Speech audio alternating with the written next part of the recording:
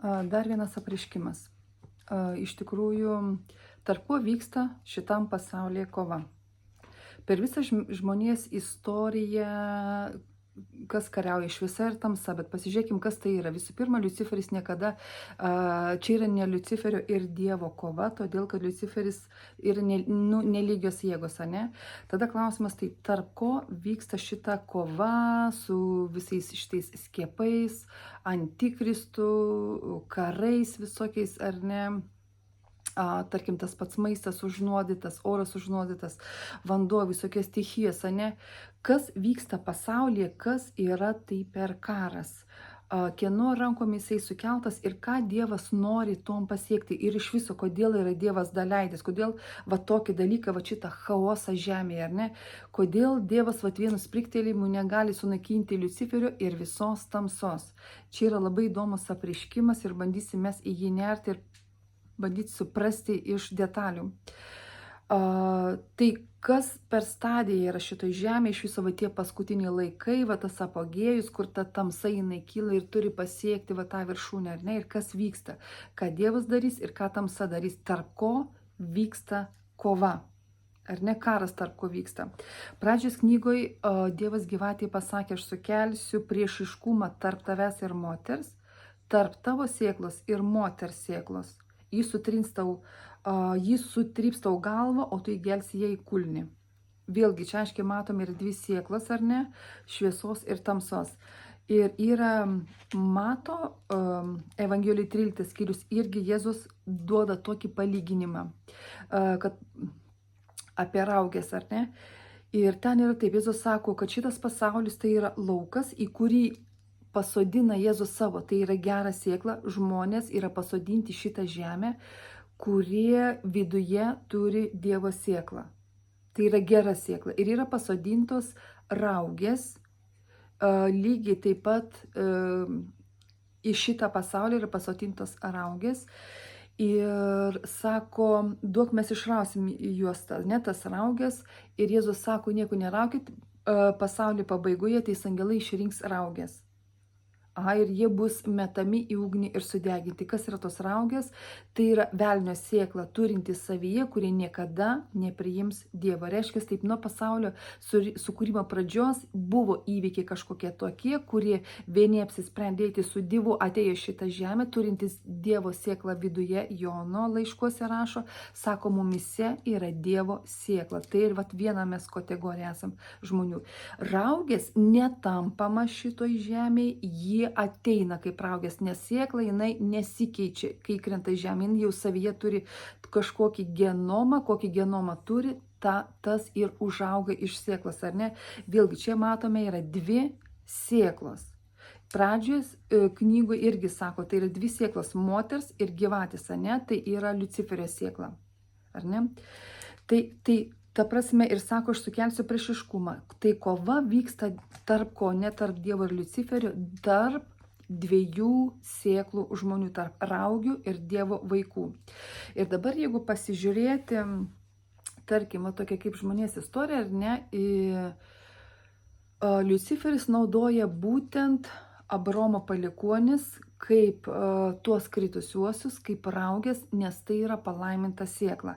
Ir jeigu pasižiūrėti va tokį momentą, kad patys didieji žmonės, visokie prezidentai, tie, kurie valdo bankus, ten visi Geitsai, Švabai, ar ne, ir visa kita, visus bankus, kur valdo, ar ne, visokie, ta pati Anglijos karalienė, jie visi yra, kaip pavadinti,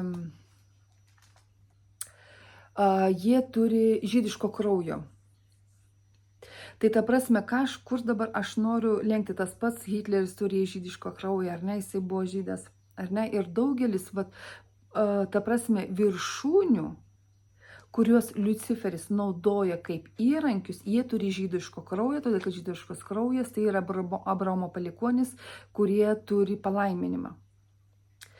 Tai vat įdomiai vyksta kame, tai vat kova vyksta tarp tų pasaulio viršūnėlių, kurie turi dar savo rato žmonių manipuliuojama, ne visose šalyse jie ten manipuliuoja, ta prasme, kurie, kaip sakyt, kaip marionetės, kad ir kiekvienoje šalyje yra tie rangai tokie, ar ne? Ir Liuciferis turi savo žmonės, kuris naudoja būtent juos savo tikslam, kam, kaip sakyt, pasipriešinti moters sėklai, kaip pasakyti, aš sukelsiu priešiškumą. Ta prasme, kad Dievas yra leidęs šitą kovą, kad va šitos dvi sėklos žemėje, jos kovota. Tai yra viena sėkla Dievo vaikai, ta sėkla, kurią Jėzus pasodina šitą žemę, tai yra Dievo vaikai, tie, kurie yra atgimę iš aukšto, yra nuplauti Jėzaus krauju, yra tikintis, yra išgelbėtas ir kova vyksta tarp tų raugių, kuris sėdė šio pasaulio viršūnėje. Visų pirma, supraskim taip, tai yra kova dar tarp dviejų karalysčių. Bet karaliauja, ta prasme, bet kovoja ne Dievas su Liuciferiu, o būtent tų karalysčių vaikai, ar ne? Lygiai taip pat, kaip Liuciferis sako, kam noriu, valdžią tam duodu. Tai va ties visos viršūnės, tiek pat pop žvaigždės, tiek pat įžymybės visokios, tie patys prezidentai, ar ne, visi jie yra daugelį, kaip aš negaliu sakyti visi, bet tie, kurie yra pardavę savo sielas Liuciferiui, Liuciferis sako, kam nori, tam duodu šitą valdžią, ir jie būtent jau yra kaip įrankiai Liuciferio rankose. Tai vat Liuciferis, ta prasme, kaip sakyti, ir va tos dvi jėgos, tikintieji, ir Liuciferis, vat vyksta kova tarp šitų, ar ne, dviejų grupių žmonių. Lygiai taip pat, pavyzdžiui, jeigu pasižiūrėti Senajam testamente, ne, Dievas aiškiai pasakė Abraomui, pradėjo kalbėti apie pažadėtąją žemę, ar ne, ir jisai buvo, kaip sakyt, apsuko tokį ratą, Abraomas, Izaokas, Jokūbas, po to Egiptas buvo, ar ne? Ir kai šitas tauta šitą pasidaugino, ar ne, Dievas jos išvedė, sako, aš visi pažadėtą žemę, atkreipkim dėmesį, jie, kai atėjo pažadėtą žemę, jų žemė buvo užimta nefilimų. Kas yra tie nefilimai? Visi tie yra milžinai. Tai yra raugės. Ta prasme, ir jie turėjo išvaryti juos iš šito žemės, nes tai buvo Dievo pažadėtoji žemė. Ir ten vyko eilę metų, kiekvienai giminiai davė po žemės gabalėlį, kiekviena giminėje turėjo išvalyti va šitas tautas, išžudyti. Ir daugelis sako, koks yra Dievas baisus, kaip jis čia galėjo žudyti, ar ne, ten tautas sako, išnakink šitas amorėjus, ten visus, ta prasme, visus tos nefilimus, ne. Karalius Ogas irgi buvo, Galijotas irgi buvo nefilimai, va tie, kurie buvo didelio ūgio, ne, tai yra tos kritusios raugės. Jis sako, kodėl Dievas leido jas išžudyti, koks baisus Dievas. Iš tikrųjų, tai yra žmonės su sugadintų DNK ir tai yra kritusios sielos, vadinkim taip. Ir Dievas turėjo išvalyti žemę nuo šitų kritusių žmonių, nes jiem įsigelbėjimo nebėra pasiekoje to, kad jie niekada ir nepriima Dievo. Ne todėl, kad Dievas yra blogas ir nenori, kad juos atsigręžtų. Todėl, kad tai yra kritusios sielos, kurios tos raugės, kurios niekada nepriims Dievo. Taigi, tai vat, ką aš noriu pasakyti, taip, ir mes gyvename tais paskutiniais laikais, kur ta tamsa didėja, ar ne? Ir lygiai taip pat ten, kur ateina tamsa, ten ir ateina Dievo malonė išsigelbėti žmonėms, bet ten gamtinė tokia Dievo malonė, kur didesnė tamsa, ten ir didesnė malonė yra. Ir lygiai taip pat, kaip ir aš praeitas iki kalbėjau, ar ne, kaip buvo žmonės išvedami Egipto, kaip vyko karas, kaip, ta prasme, vėlgi tarp dviejų šitų kritusiųjų ir Dievo teisiųjų, ar ne, va tas karas vyko, ar ne, ir Dievas, ta prasme, jisai jo priekyje, jo tikslas buvo sunaikinti žemę tų kritusiųjų, sunaikinti dievus visus, ar ne, ir tuom, kitaip tariant, tuom parodyti savo valdžią ir savo jėgą, bet kaip vyksta kova? Mes suprantam, kad mes negalim pakovoti prieš visą šitą pasaulį visų pirma, ar ne? Prieš visą šitą, mes kovojam, einam su Dievu ir Jisai mums duoda valdžią ir jėgą, ar ne? Bet čia biški vėliau apie tai. Ir ką aš noriu pasakyti, lygiai taip pat kaip va, tais laikais, kai Mozė atėjo, ar ne, į tą Egiptą, lygiai taip pat ir mes va, turėsim vat, kovotas kovas, ar ne? Ir pradžioj šitie Egipto burtininkai visi bandė atkartoti šitos stebuklus, šitą jėgą, ar ne, pradžioj išėjo, bet po to Dievas aiškiai parodė savo prioritetą, ar ne, per visus tuos 10 bausmių buvo aiškus Dievo prioritetas, ar ne, kad jisai yra aukščiau, jisai stipresnis ir jo jėga yra ir valdžia, ir paskutinį jisai tašką deda, ir lygiai taip pat kaip Mozės ir Aronui buvo duota be galo didžiulė jėga, nes Dievas per juos veikia, aišku, tai ne žmogaus yra jėga. Ir mes kovojam, kaip sakoma, ne su kūnu krauju, bet su kunigaikštystė. Ta prasme, bet mes ir sakom, mes ne arkliais ir ne vežimais, bet Dievo jėga, mūsų jėga yra, ne? Va tas visas kovos laukas dabar, kur mes čia gyvename, ta prasme, čia yra bažnyčios funkcija, ką jinai turi daryti, ar ne? Ir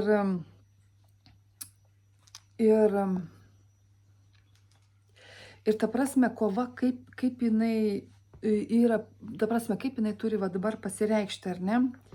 Ir esmė tame, kaip ta kova turi pasireikšti, kaip jinai vyksta, ta prasme, nei iš šio, nei iš to nebus taip, kad aš sėdžiu prie Facebook'o, žiūriu filmus, gyvenu savo ir staiga Dievas ateina, sako, dabar aš tave noriu naudoti ir aš tave naudosiu. Ne, visa vyksta ne taip.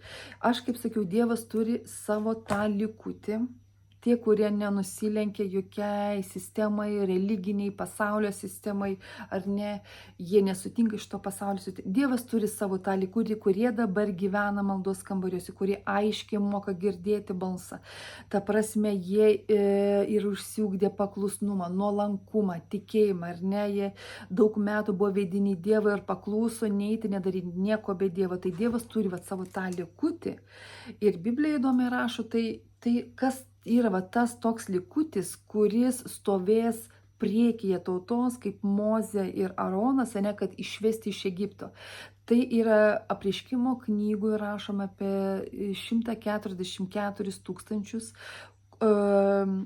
Tie, kur Dievas yra ant jų uždėjęs savo antspaudą, tai yra pažymėti Dievui, irgi jie turi ženklą, uždėjęs Dievas savo ženklą yra ant jų, ir jie yra tie, kurie eis su absoliučia realia Dievo šlove, tam, kad išvesti savo tautą iš Egipto. Tam, kad išvesti savo tautą iš Egipto. Visų pirma, tai bažnyčia dabar yra labai prastam stovėje, ar ne? Bet aš, kaip sakiau, turi ateiti tas toks, kaip sakyti, tas vėlyvasis lietus, kur bus panaudyti 144 000, ne, kur parašyta. Tai yra ta kategorija žmonių, kurie bus kaip Mozė ir kaip Oras ir kaip Aronas, ar ne? Ir ta kova bus duota absoliuti šlovė ir jėga tiem žmonėm. Tai yra irgi taip pat parašyta, kad jie yra iš 12 giminių, iš kiekvienos giminės po 12 000. Tai bus pasklidę po visą pasaulį.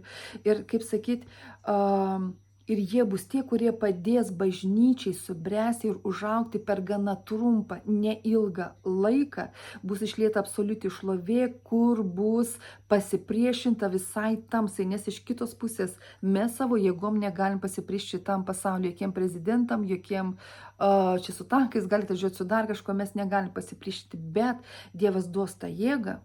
Aš nežinau, kas tie žmonės, kaip jie pakils, kokiu metu tai bus, bet faktas tai bus, kad jie bus iš karto aktyvuoti po Antikristo atėjimo. Nes Izaijo knygoje parašyta taip, kad pakils pati didžiausia tamsa ir virš tamsos pakils šviesa. Izaijo 60 knygos skyrius nuo 1 eilutės. Ir ten rašo, ta prasme, kad ta kova tarp dviejų raugių ir Dievo sėklos, jinai įvyks.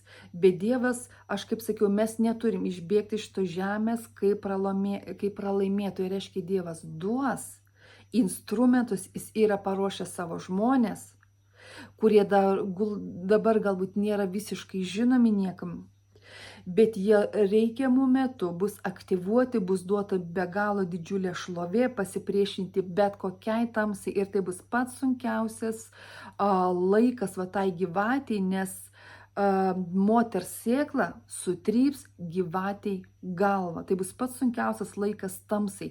Visiems tiem nifilimam, kurie turi ateiti, ar ne, kurie yra paruošti. Nifilimam visai vatai pasaulio grėtinėlį, kur Luciferis yra davęs valdžią ir jėgą, ar ne, sako, kam noriu, tam duodu. O duoda kam tie, kurie pardavė savo sielas. Ir staiga iš jų bus atimta ne tai, kad atimta, bus pasipriešinta būtent antgamtinė ir didžiulė Dievo jėga. Ir aš kaip sakiau, mes neturim išeiti iš to žemės pralaimėti. Dievas turi savo įrankius, ką jisai darys va tais paskutiniais laikais. Ir suspaudimas, jisai, kitaip tariant taip, kad būtų pasipriešinta ir būtų nugalėta tos raugės ta tamsa, turi visų pirma ir pakilti tą tamsą. Štai kodėl Dievas ir daleidžia, va šitais paskutiniais laikais, daleidžia antikristą kontrolę, manipulacijas, ne, daleidžia tokia beleberda iš viso tam pasaulio, piderastai su savo vaivorykštim, ar ne. Ir esmė tame, kodėl atrodo Dievas daleidžia? Todėl, kad tai turi būti pasipriešinta ir prieš tai, kai Jėzus sugrįš, turi būti pasipriešinta ir nubausti visi pasaulio dievai lygiai taip pat, kaip Dievas nubaudė Egipto dievus. Ir būtent pasiekoje to faraonas neteko jėgos. Faraonas neteko jėgos ne todėl, kad jo pirmagimis buvo miręs, bet todėl, kad buvo nubausti dievai, o jis iš dievų sėmėsi energiją, ar ne? Ir įdomus momentas ir toks, kad pakalbėkim dar ir apie tos pirmagimius, ne, kas yra pirmagimis. Nes pirmagimiai lygiai taip pat buvo nubausti Egipto, ne, kaip išvedinėja Dievas iš Egipto. Pirmagimiai yra tie, kuriem pereina pirmiem palikimas visas. Tai vat lygiai taip pat raugės turi savo pirmagimis, tos viršūnėlės visos, kur sėdi pasaulio, ar ne, kurie valdo šitą pasaulį. Nes Dievas daleido visų pirma jiem valdyti, jeigu būtų Dievas nedaleidęs, jie nevaldytų, bet Dievas daleido visą tai, nes kova vis tiek turi įvykti tarp Dievo vaikų, pirmagimių lygiai taip pat. Kas yra pas Dievo pirmagimiai? Tai yra va tie, kurie gyvena maldose kambariuose, jie yra įsimylėję Dievą ir Dievas laiko juos, va to žmonės. Va tai išliejimai paskutinių laikų ir visai tai valdžiai. Ir jiem, kas yra pirmagimis, tai tie, kurie paveldi žemę.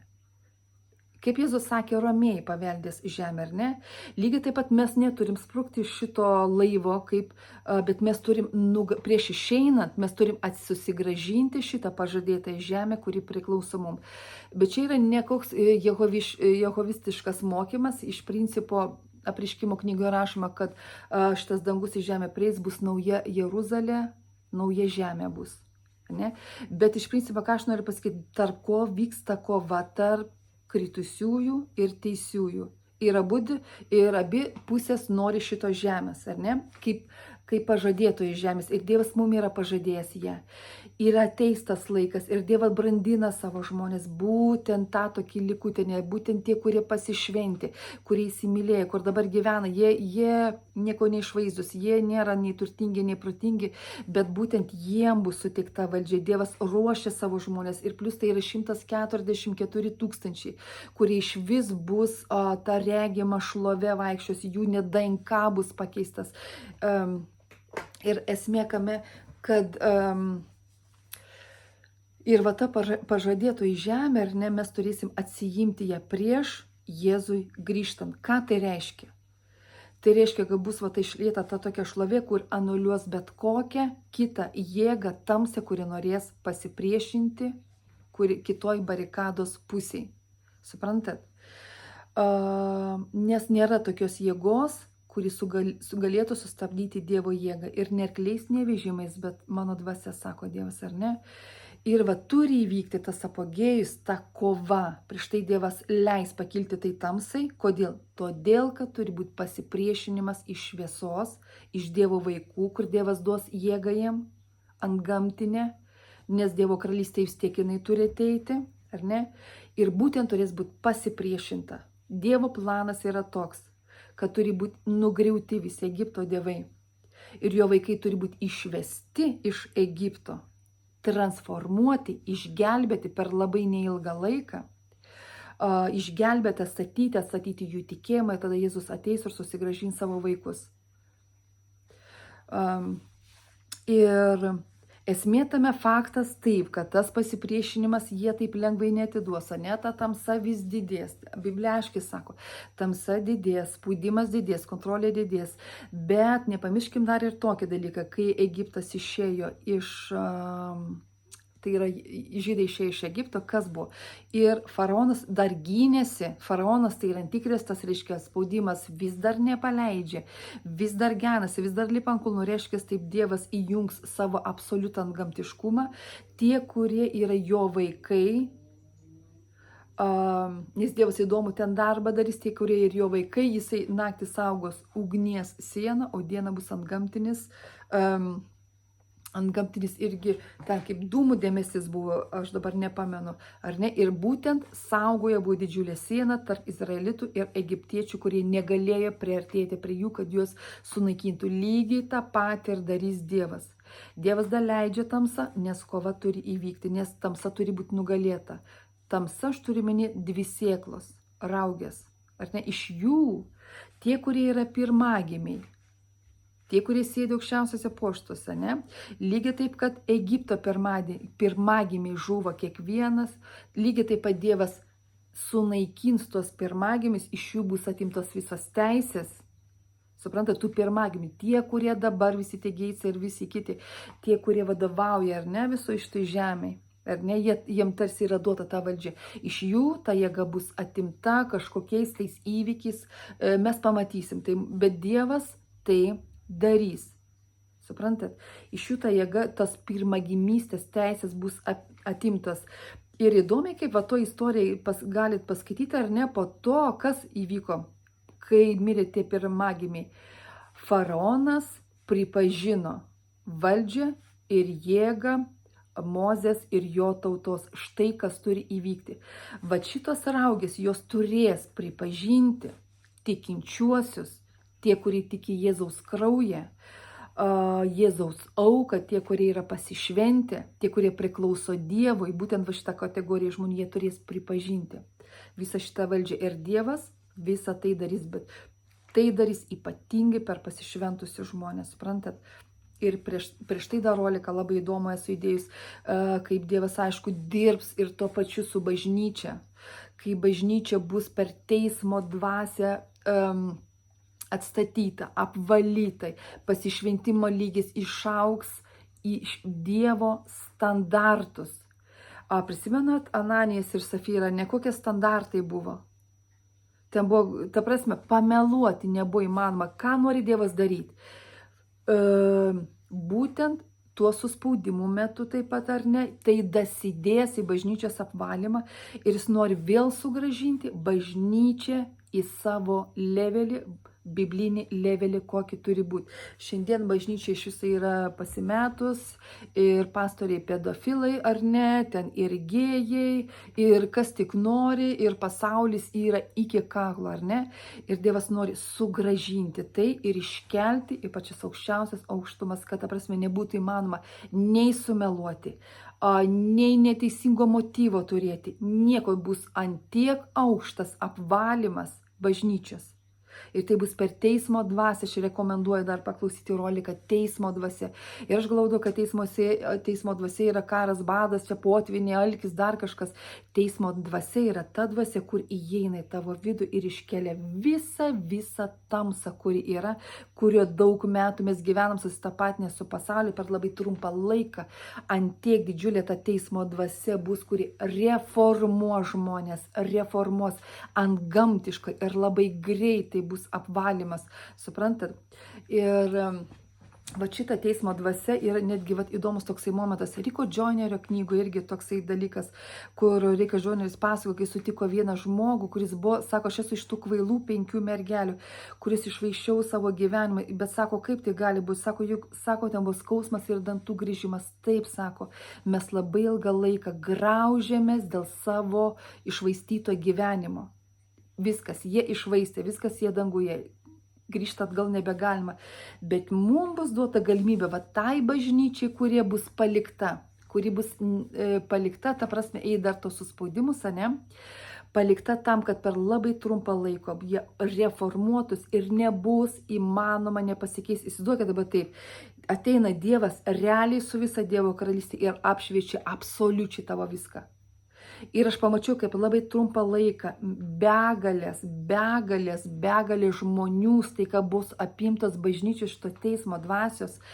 Ir jie atgailaus, nes Dievas leis pamatyti tą tamsą mumyse. Kodėl?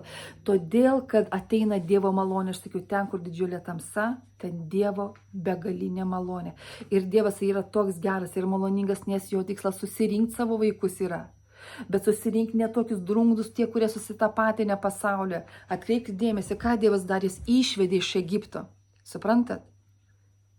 Juos iš Egipto išvedė, bet buvo žydų, kurie netgi pasiliko tam Egipte. Jie, aišku, po to vėl dar kitus procesus eis, ar ne? Bet esmė tame, kad mūsų tikslas, kad ateis ta va tokia dvasia, kur bus išves tą Egiptą momentaliai iš mūsų. Ir aš mačiau, kaip tie žmonės krenta ant žemės ir jie šaukia atgailos iš Dievo, prašo, maldauja atleisti, nes jiem bus leista pamatyti, kokia yra tamsa jų viduje, kaip jie švaistė savo gyvenimą, bet jie dar bus žemėje, kaip jie švaistė savo gyvenimus, kaip neieškoja, bet Dievo malonė tokia didelė, kad nebus leista pamatyti tamsą, motyvus, viską. Ir akimirksniu jie bus pakeisti, reformuoti viduje, tai žmonės atgailaus, atsigręš, išgrynins savo tikėjimus. Ir dasidės prie visos tos šlovės, suprant, nes ta šlovė darys masinį, antgamtinį darbą per labai trumpą laiką. Ir būtent ta jėga, koncentracija bus tokia didžiulė, kad tamsa stovės įsižioję ir jie nežinos nei kur pulti, tai bus pats blogiausias laikas, nes šitie žmonės atgailavę, apsivalę, išsibalinę savo rūbus, savo tikėjimus, bus sutrypta gyvatė į galvą. Suprantat? Ir va tada ateis Jėzus susirinkti savo tautos, savo tikinčiųjų, savo nuotakos, suprantat? Ir mes neišeisim purvinė. Ir po to Apreiškimo knygui sako, kas tie žmonės, kurie išbalino savo rūbus, kurie išbalino, ten tūkstančiai stovėjo toj salėje, ir nesako, kas tie žmonės, jie atėjo iš suspaudimo.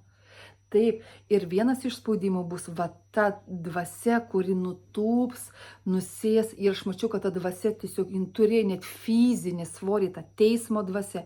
Ir kaip sako, šventoji dvasia ateina įtikinti dėl nuodėmės. Ką reiškia įtikinti? Nebus taip, suprantat, va dabar kaip yra, atrodo žmonės ant tiek yra apatiški, sunku kažką bažnyčiai padaryti, visi apatiški, mes einam bažnyčią dėl įpročio, darom kažką dėl įpročio, bet tikros atgalos nėra, nes tas apatijos drungnumas tiesiog tamsais yra sleginti, bet aš pamačiau tą dvasią turinti netgi antgamtinį fizinį svorį, jisai nuguls ant kiekvieno ir tiesiog iki pat širdies gelmių bus atverta žmonėm jiem patiem pamatyti. Ir ta teismo dvasia čia yra vienas ir Dievo teismų ir to pačiu, kur eina su malonė. Jie bus apkaltinti. Žmonės tada atsigręš į Dievo visą širdį, tada jie bus apvalyti. Nes teismas ir malonė visada eina kartu. Visada eina kartu. Ir dar vieną rašto vietą. Vieną pamokslininką klausiausi ir jisai sako, Dieve, ateina va ta tamsa, ateini filimai, dar turės išlysti. Sako, duok rašto vietą, kuri pasakytų, kas bus su mumis, su žmonėm, ne kaip tavo apsauga bus, kaip tu mumis saugosi, kaip mums reiks apsisaugoti, ar ne? Ir Dievas sako taip, Izaijo 4 skyrius nuo 5 eilutės sako taip, aš savo žodžiais perfrazuosiu, ant mažų grupelių žmonių. Didesnių mažų grupelių žmonių, tai vienur, kitur, kur lygiai sako taip pat naktį bus antgamtinė ugnis apsauga ir diena kažkoks debesis bus kaip skraistė apsauga reiškės. Bus Dievas padarys nematomus, neprieinančius, antgamtinė apsauga bus ant jo žmonių. Bet tam, suprantat, reikės ir Dievo šlovės, va tad, kai žmonės atgailaus, ateis Dievo šlovė, bus Dievo aprūpinimas, ne? Antgamtinis yra aprūpinimas ir apsauga, bet tamsa vėlgi bus pačiam apogėjoje. Bet Dievas parodė savo ištikimybę, savo meilę, ateidama savo teismais, savo malonę. Ir ta kova paskutinių laikų, paskutinis mūšis, jis turi įvykti. Ir Dievas duos nugalėti. O po to, kai bus bažnyčia paimta, ateis užbaigimas dar, ką Dievas ten turės užbaigti, ten bus visi tie apogėjai teismų, bet jau tai bus netikintiems. Taigi, tamsa tarp raugių ir Dievo sėklos neįvyks ir duos Dievas nugalėti. Čia dar viena pusės detalė į bendrą planą, ką Dievas daro ir darys.